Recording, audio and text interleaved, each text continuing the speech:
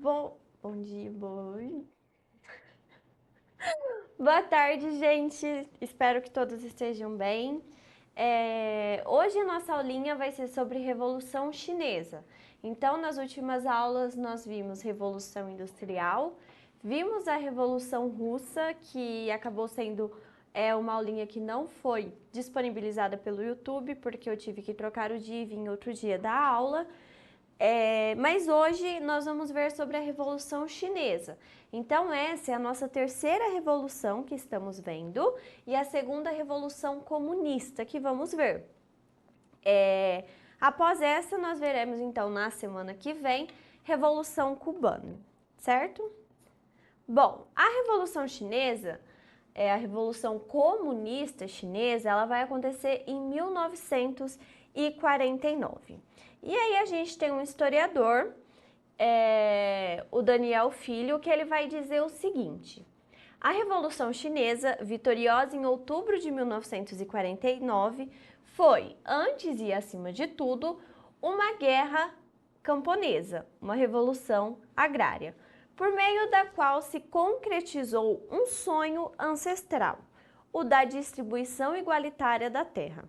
Ao mesmo tempo, adquiriu caráter essencialmente nacionalista contra o invasor japonês. Então, nessa frasezinha, ele está dizendo o seguinte: que a Revolução Chinesa, que aconteceu em 1949, ela foi um sonho ancestral. Um sonho de quem? A gente pode pensar no Karl Marx. Por quê? É uma revolução comunista, uma revolução socialista, seguindo os ideais de Karl Marx. Então, foi Karl Marx que falou, que expôs os seus ideais, dizendo o seguinte: a gente precisa de uma distribuição igualitária da terra, a gente precisa acabar com a divisão de classes. Então, eles vão seguir esses ideais marxistas, tá? E por que uma revolução agrária? Justamente por conta dessa distribuição de terras. Partindo para o finalzinho aí do texto, a gente tem que a China adquire um caráter nacional, um caráter nacionalista contra o invasor japonês. Então, durante o período da Revolução Chinesa de 1949, nós vamos ter um período de guerra civil entre dois grupos chineses. E neste momento que está ocorrendo a guerra civil, nós vamos ter a invasão japonesa dentro da China, brigando pelo porto de Manchúria. E aí, a China vai se unir para lutar contra o invasor japonês, certo? Bom, a Revolução Chinesa, ela vai ter dois momentos. Um primeiro momento vai ser a Revolução de Xinhai, que vai acontecer em 1911. Também pode ser conhecida como a Revolução Nacionalista. E ela vai marcar o fim do período dinástico no país, ou seja, vai ser instaurado uma república na China. E a segunda, que vai acontecer 38 anos depois, que vai ser a Revolução Comunista de 1949. E é aí quando o poder vai passar para as mãos do Partido Comunista. A primeira revolução, como eu disse, que também pode ser conhecida como a Revolução Nacionalista, ela vai ocorrer em outubro de 1911. Como eu já disse, vai marcar o fim do período dinástico no país. Então, o movimento, que vai ser liderado por Sun Yat-sen, vai ser desencadeado por revolucionários nacionalistas que retiram a dinastia Manchu do poder. Por quê, pessoal? Bom, e aí a República da China vai ser estabelecida. Aqui nesse momento, a China, ela passou por muitas invasões imperialistas. O que significa invasões imperialistas? Países estrangeiros adentram o território chinês e ocupam espaços desse território chinês onde eles vão explorar esses espaços. Então, por exemplo, vamos supor que o Brasil vai até um território dos Estados Unidos, pega ali uma partezinha e começa a tomar conta daquela partezinha. O território vai ser dos Estados Unidos, mas vai estar sob o poder do Brasil. E é isso que acontecia na Rússia. Então, tinha muitos países estrangeiros que... Na Rússia, perdão, gente, na China. Tinha muitos países estrangeiros que estavam tomando conta de territórios chineses. E a segunda revolução, que é a comunista, que vai ocorrer em 1949, vai ser quando o Partido Comunista entra no poder. Então, o país, que já era uma república da China lá desde 1911, vai se passar a chamar República Popular da China. E quem vai ser o líder, o chefe de Estado, vai ser o Mao Tse-tung, que vai se tornar o chefe do país e ele vai ficar no poder até a sua morte. Bom, falando sobre o fim da monarquia. Então, no começo do século XX, a China era considerada uma nação enfraquecida. Por quê? Justamente por conta dos processos imperialistas ou de neocolonialismo, tá? Então, vai ter a invasão de potências estrangeiras nesse território chinês. Algumas delas Estados Unidos, a Rússia, a Grã-Bretanha e a Alemanha. E aí, esses países, a presença desses países nesse território, explorando esse território chinês, vai motivar o crescimento de movimentos nacionalistas, ou seja, os chineses vão adquirir esse sentimento de amor à pátria, exaltando alguns símbolos nacionais, como o hino, a bandeira, e aí vão começar a proteger os territórios de fronteira. Para quê? Para que não haja mais invasões. Diante desse sentimento, eles começam a pensar, a gente precisa expulsar a presença estrangeira aqui da China. Então, esse sentimento vai crescer cada vez mais. E aí, com a virada do século, então, no século XX, né, começo do século XX, esse nacionalismo ele vai aflorar, ou seja, ele vai crescer dentro da sociedade chinesa. Com isso, vai ocorrer a Revolução Nacionalista em 1911. A partir daí, a dinastia ela vai ser destituída, ou seja, ela vai acabar e vai se iniciar a República da China. De início, a República da China vai ser formada a partir de um governo provisório, que vai ser considerado pelo Sun Yat-sen, que também é chamado como o pai da nação. E em 1912, esse poder ele vai passar para o Yuan, que é um governante chinês que vai ser responsável por uma tentativa de restauração monárquica entre 1915 e 1916. Então, ele vai pegar esse país que já está dentro de uma república aí por 4 anos e vai tentar trazer a dinastia para dentro da China novamente. Só que isso vai dar errado e ele não vai conseguir, tá? E a partir de 1916, vão começar a ter movimentos separatistas na China. Por que movimentos separatistas? Bom, a gente pode usar o exemplo aqui. Então, quando esse governante ele vai tentar fazer essa restauração monárquica, alguns pequenos espaços da China vai querer se separar da China, vai querer ter um território próprio, criar seu próprio país. É assim que começam os movimentos separatistas. Aqui nós tivemos o movimento separatista aqui no Brasil do Sul, né? Muito se ouve falar, principalmente do Rio Grande do Sul. E aí, diferentes províncias do interior da China vai lutar por sua independência. E nesse período vão se formar algumas zonas de influência que vai ser comandada pelos chamados senhores da guerra. Quem são esses senhores da guerra?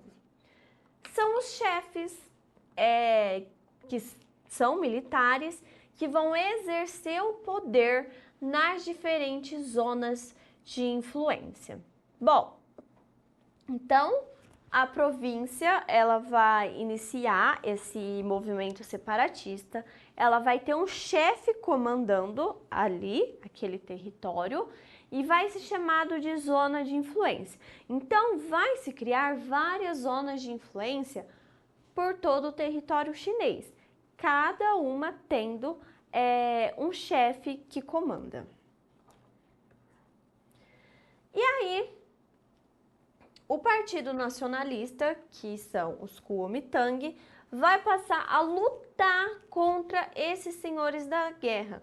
Para quê? Para que a centralização do poder seja garantida, ou seja, que não existam chefes nessas províncias que tomam conta dessas províncias, que o governo chinês, aqui no caso os Kuomintang, seja o detentor do poder, que o poder seja centralizado aqui neste Partido Nacionalista.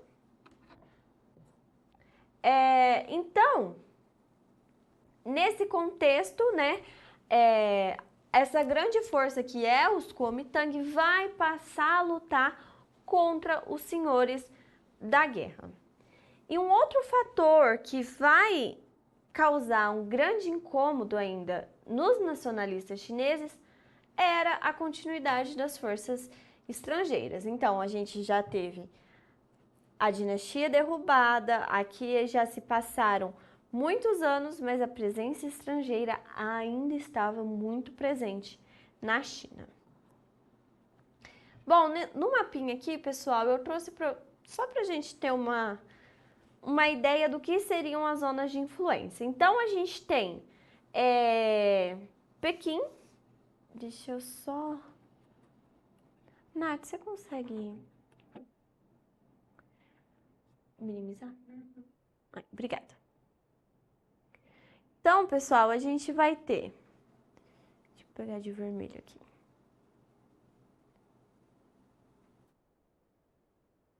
Tem Pequim, que é onde está instalado os Kuomintang, certo? O Partido Nacionalista.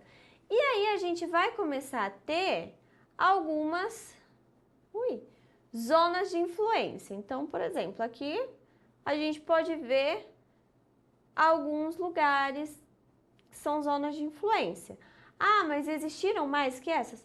Com certeza, mas aqui a gente destaca só essa. Então, por exemplo, cada pedacinho assim, ó, vai ser uma zona de influência.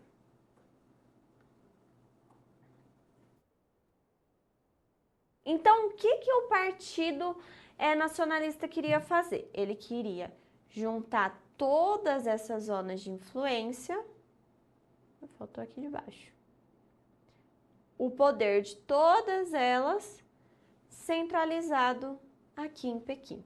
Então, não queria que existisse outros chefes no poder desses pequenos pedaços de território chinês, certo? Bom, e aí a gente entra no chamado comunismo chinês, que vai ser a nossa revoluçãozinha aí de 1949. De início, o Partido Comunista Chinês vai ser criado em 1921, 10 anos após a saída da dinastia da China. 1921, 5 anos após a Revolução Russa. Bom, e aí a gente vai ter o fortalecimento do Partido Comunista Chinês justamente relacionado ao sucesso da Revolução Russa de 1917. Então, em 1917, a gente tem os bolcheviques entrando no poder na Rússia com uma revolução comunista, instalando ali o socialismo, empregando o comunismo dentro da Rússia. Visto isso, o Partido Comunista Chinês vai ser criado e vai ter seu fortalecimento diretamente ligado à Revolução Russa. Bom, e o resultado do crescimento do comunismo vai ser o fortalecimento da classe do operariado. Então, o que nós temos que lembrar? Quando a gente está falando de socialismo, de comunismo, quem vai querer implantar esses ideais são principalmente a classe operariada, os operários. Por quê? O socialismo prega que não pode existir divisão de classes. Quem vai lutar por esse direito? Os menos favorecidos. E aí, inicialmente, o Partido Comunista vai possuir 57 membros, onde todos eles vão ser considerados fundadores do partido. E o Mao Tse Tung, então aquele que eu falei lá no comecinho, vai ser o nome de grande relevância no partido durante os anos seguintes, e é ele que vai comandar o país quando acontecer a Revolução Comunista. Bom, e aí começa uma guerra civil, uma guerra dentro da China entre os nacionalistas, os Kuomintang, e os comunistas, o novo Partido Comunista Chinês. Então, após a sua criação, o Partido Comunista Chinês vai criar relações com os Kuomintang. Então, assim, de início, olha, nós não seremos adversários. Temos ideais diferentes, mas não precisamos ser totalmente adversários. Vamos criar uma relação, né, para ficar algo mais amigável. E aí, os Kuomintang, eles vão aceitar, acolher esses comunistas a partir da mediação da União Soviética. Então, assim, a gente aceita vocês, mas quem vai mediar essa relação vai ser lá os russos. Bom, e aí o Partido Comunista Chinês ele vai ter que se submeter aos comandos do Sun Yat-sen. Mas não foi esse rapaz... Nath, você consegue coisa pra mim de novo? Então, vamos voltar aqui, gente. Mas não foi ele que estava aqui no poder...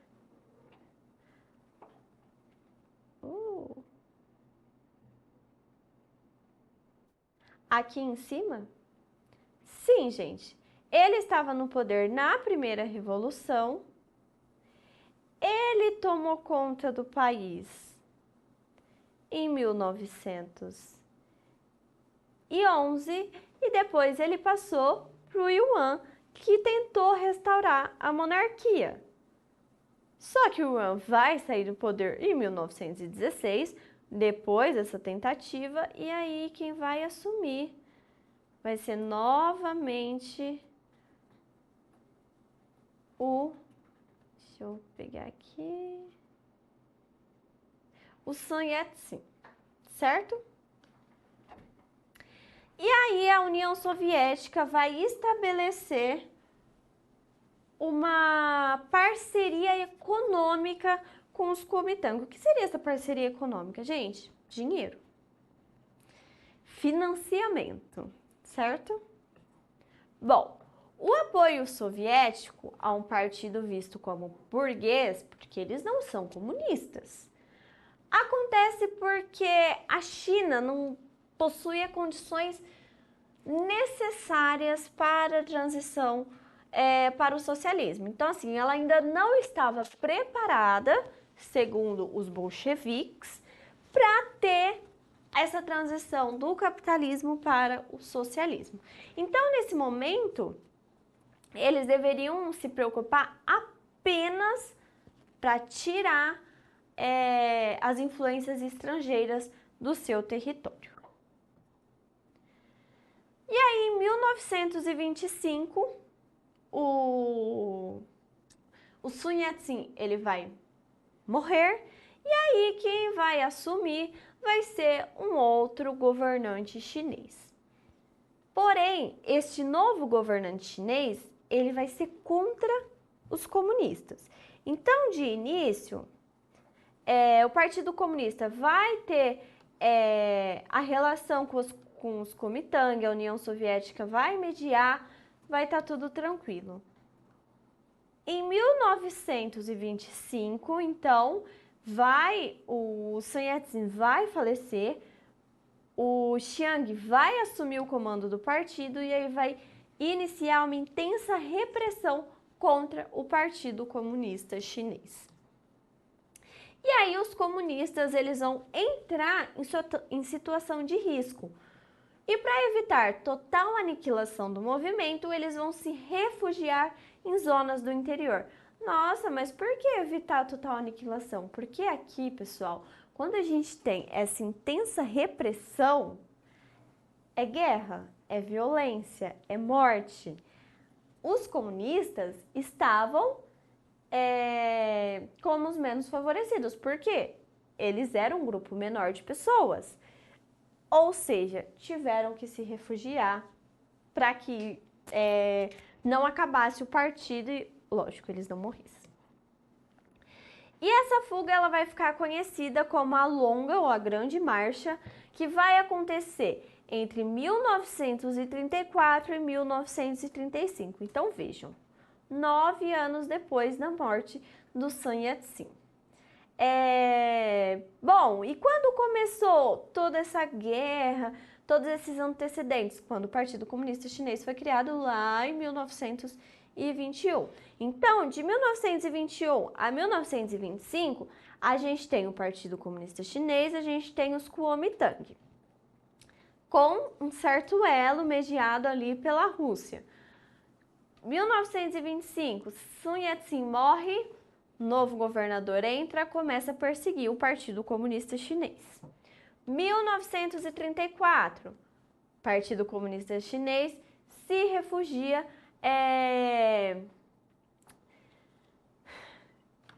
para o interior da China. E aí, os comunistas, eles percorrem ali aproximadamente 10 mil quilômetros.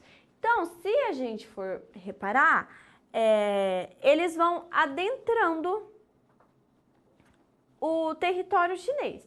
Então, aqui, eles estão na fronteira,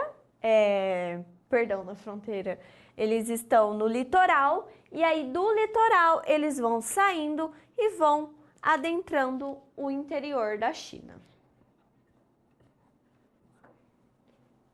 E aí,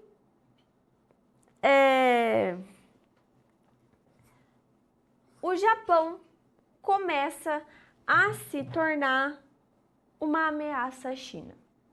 Então, a guerra vai ser parcialmente interrompida em meados de 1930, porque o Japão vai se tornar uma ameaça à China. Nossa, mas aqui a Grande Marcha não vai acontecer em 1934, 1935? Sim, pessoal. O Partido Comunista Chinês vai fazer essa longa marcha nesses anos. Só que antes disso, a gente vai ter o Japão querendo tomar Manchúria.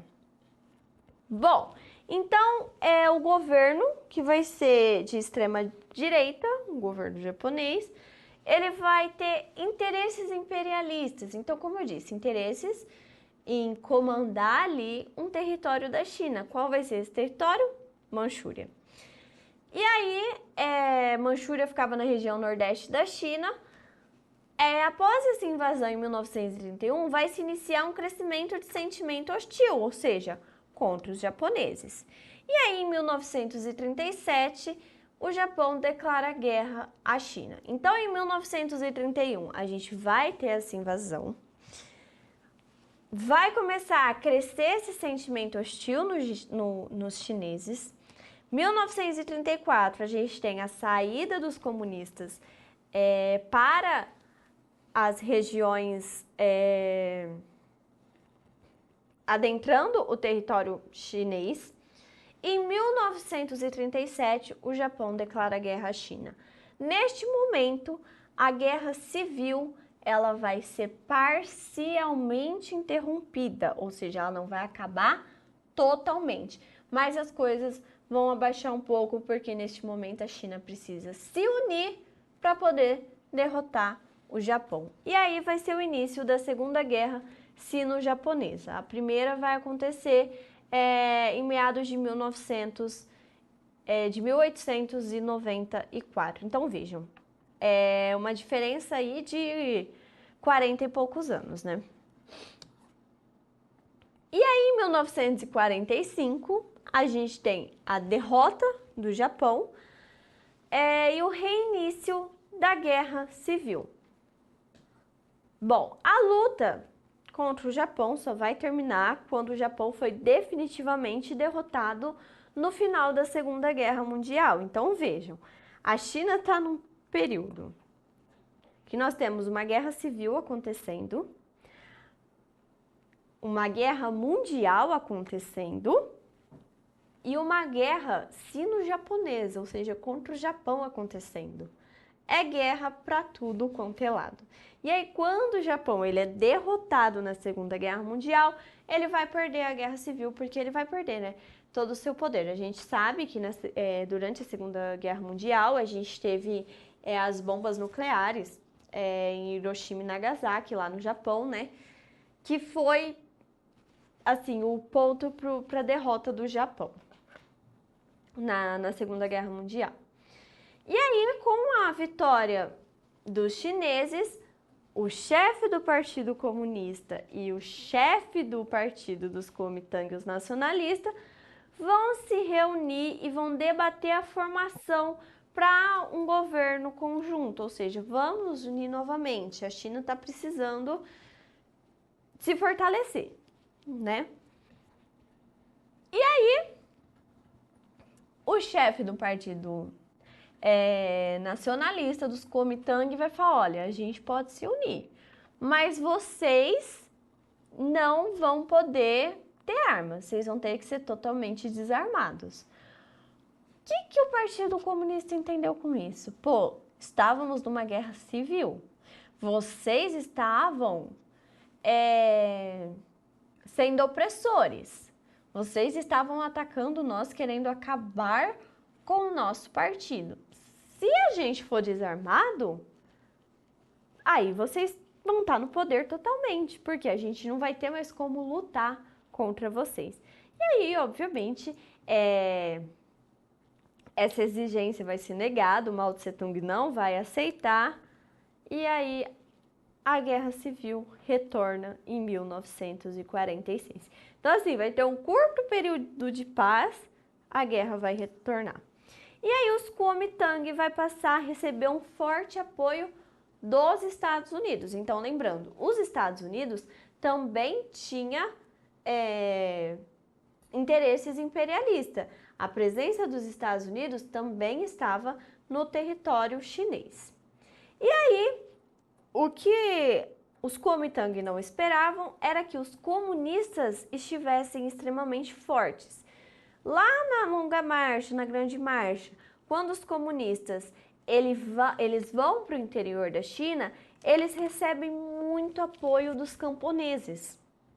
Então, a população camponesa vai estar do lado do Partido Comunista, ou seja, os comunistas vão estar extremamente fortalecidos com essa população.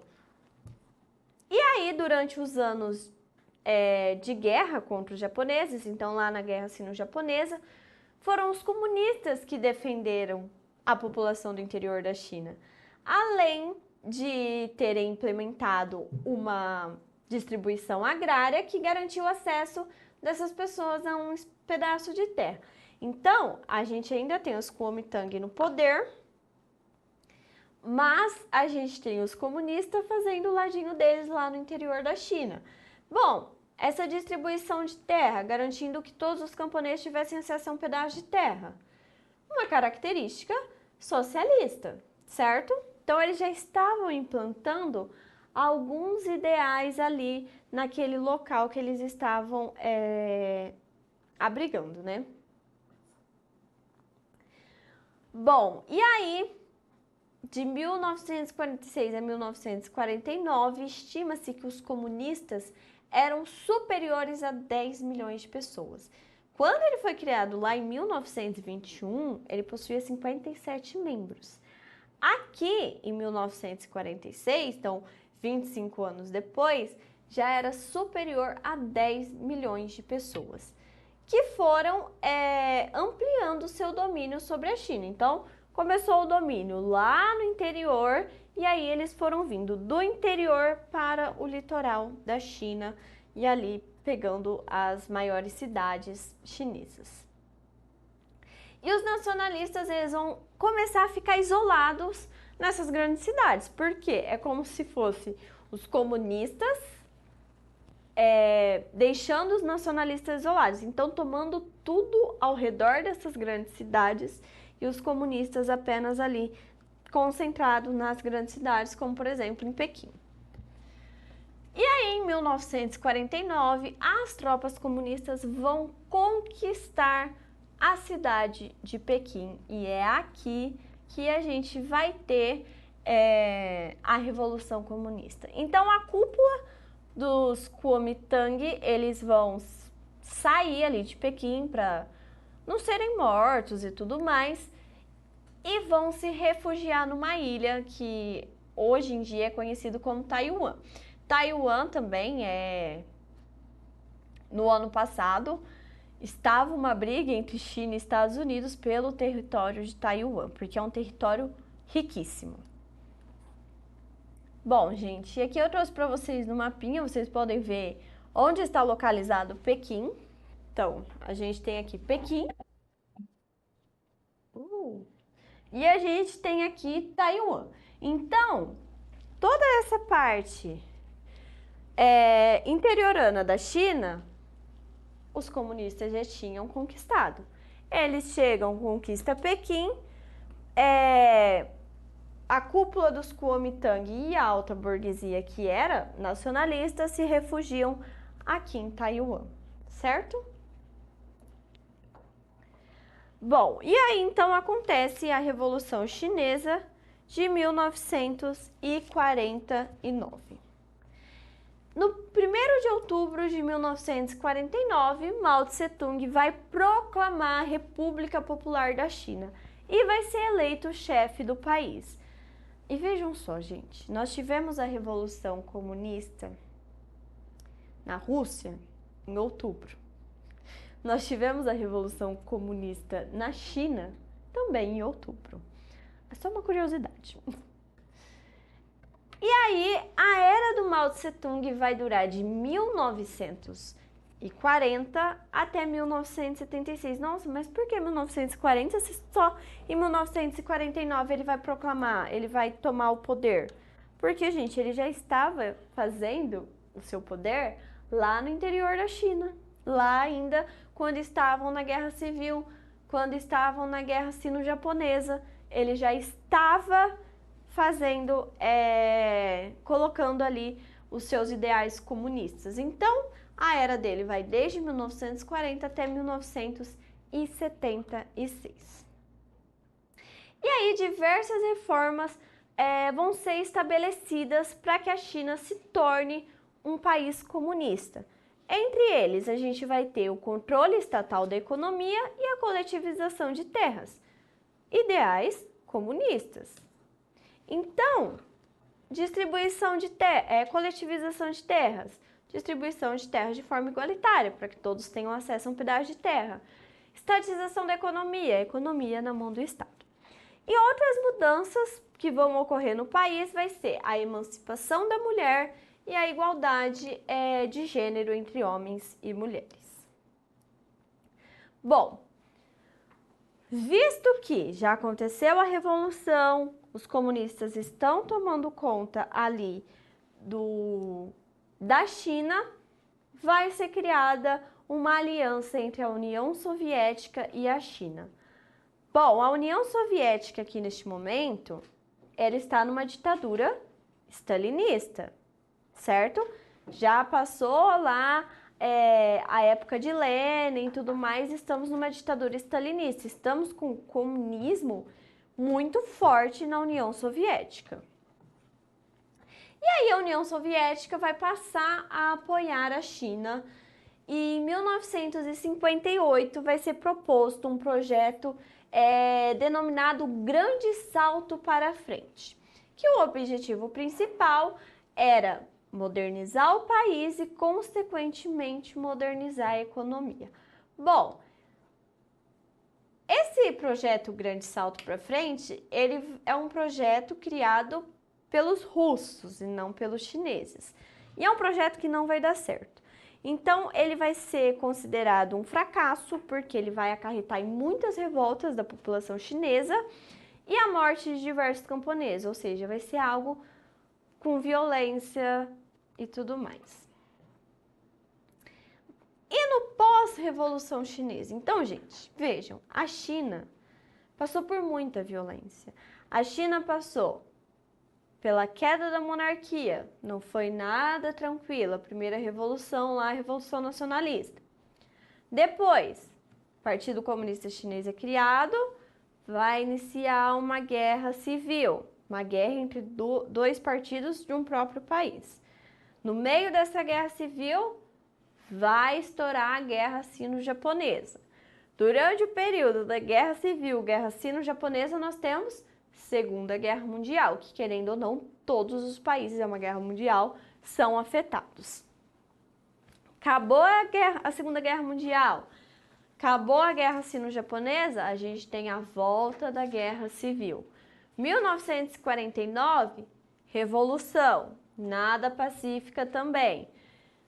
E aqui, então, em 1958, vai ser proposto esse projeto, vai se iniciar esse projeto, vai haver revoltas, vai haver mais mortes. E em 1966, visto todo aquele caos na China, vai ocorrer a Revolução Cultural Chinesa, que vai pretender recuperar a ideologia do país, ou seja, recuperar o sentimento nacionalista do país. E vai durar por uma década até a morte do Mao Tse-tung. Então, lembra, era Mao Tse-tung de 1940 até 1976, que é quando ele morre.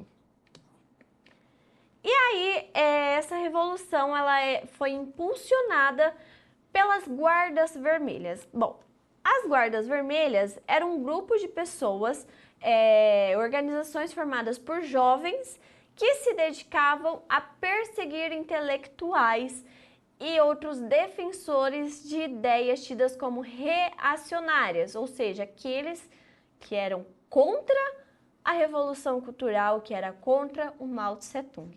Vejam, repressão.